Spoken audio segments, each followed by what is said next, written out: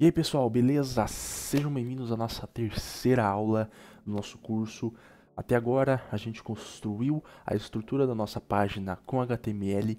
Temos títulos, temos textos, links, imagens, listas. Mas a plano da nossa casa digital está pronta, né?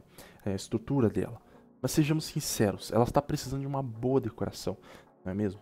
É exatamente isso que a gente vai fazer hoje. Chegou a hora de conhecermos o nosso segundo super-herói da web, que é o CSS, ou Cascading Style Sheets, que seria folhas de estilo em cascata. É com ele que a gente vai definir cor, fonte, espaçamento e transformar a nossa página simples em algo com a nossa cara. Vamos começar a pintar as paredes então. Então, de volta aqui no nosso código, existem três formas de adicionar o CSS a uma página. Vamos passar por elas rapidamente, mas focando na mais importante. A primeira forma é o CSS inline. Seria escrever o estilo direto na tag HTML. Então, por exemplo, aqui no meu H1, aqui no meu Olá, eu posso colocar aqui dentro da minha tag como se fosse um atributo style igual, por exemplo, se eu quero mudar a cor, é color blue.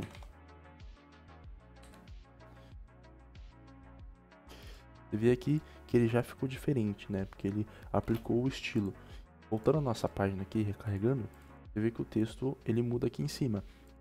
Ele fica azul. Esse é o método inline. A segunda forma é o CSS interno, usando uma tag style dentro do head. É útil para só uma página, por exemplo, mas ainda não é o ideal se você for mexer com projetos muito grandes. Por exemplo, dentro do head, você criar aqui uma tag style e aqui você definir os estilos da sua página. E a terceira forma, e melhor forma, é o CSS externo. É a prática profissional padrão que todos os desenvolvedores usam atualmente, né? A gente cria um arquivo totalmente separado só para fazer estilo. Isso mantém o nosso projeto limpo aqui, né? O código só com HTML e o código só para CSS. Vamos fazer isso então. Aqui no nosso diretório, né, na nossa página dos códigos web, a gente vai criar um novo arquivo. Esse arquivo vai se chamar style.css. O nome pode ser qualquer um, mas style.css é uma convenção bem forte. Ótimo, a gente tem dois arquivos, mas como que o index.html sabe que ele deve usar os estilos do style.css? A gente precisa conectar eles. Então a gente vai voltar aqui para o index e vai aqui dentro do nosso head conectar. Então aqui dentro da nossa tag head eu vou colocar aqui algumas tags, como por exemplo o meta, para adicionar informações, para fornecer algumas informações adicionais aqui para minha página. Por exemplo, o meta char7 UTF-8. Esse UTF-8 é um padrão de texto que tem na internet. Agora sim, para conectar o nosso CSS, a gente usa o link, a tag link. Ele já faz aqui o rel stylesheet.href, que é a nossa referência. Essa referência aqui, a gente bota o nome do nosso arquivo. Perceba que essa tag de link também não precisa ter fechamento.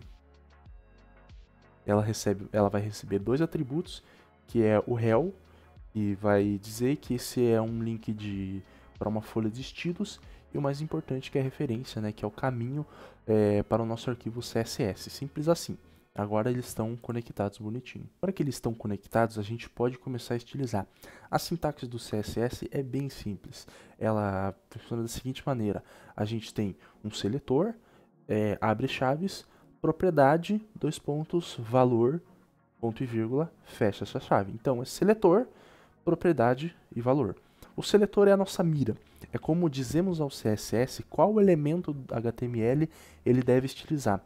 Vamos ver os três tipos básicos. Então, se eu quiser mudar a cor de fundo de toda a nossa página, qual tag que contém tudo que é visível. É a tag body, né, dentro aqui do nosso HTML.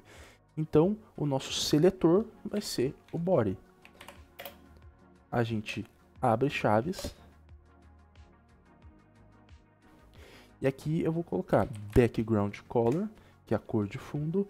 Vou colocar aqui, por exemplo, azul, para ficar uma cor bem viva.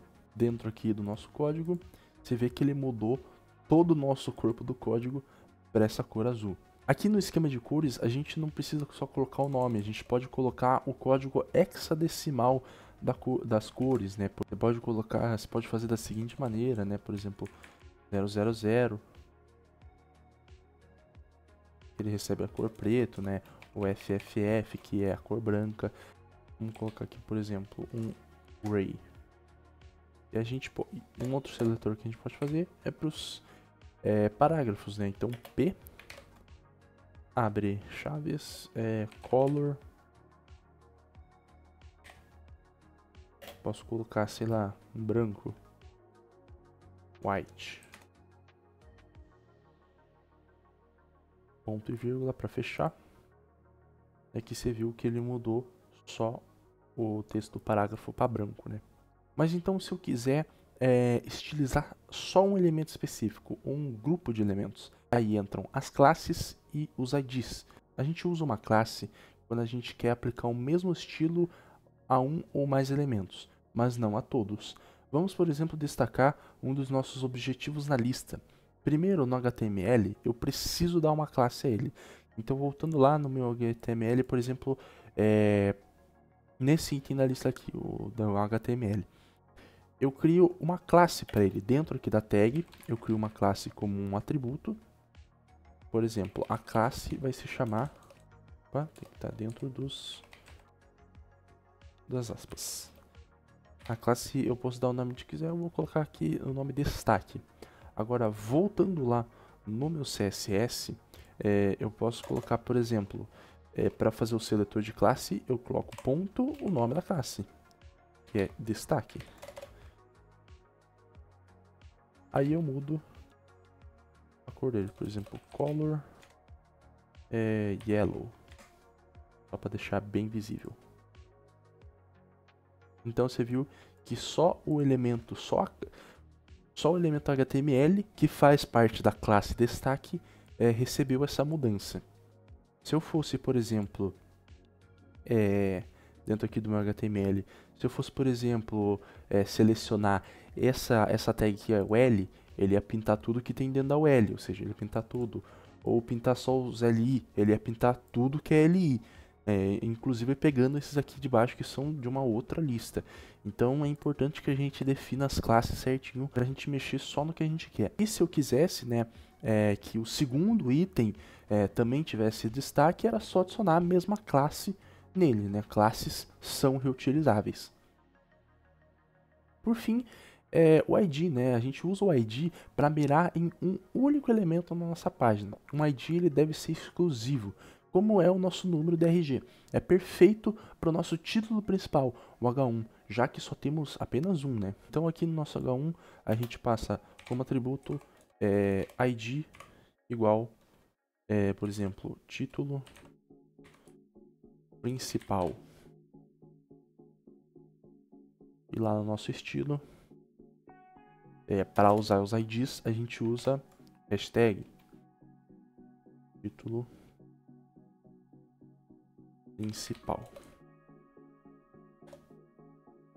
Então, por exemplo, eu quero que a cor dele seja vermelho, red.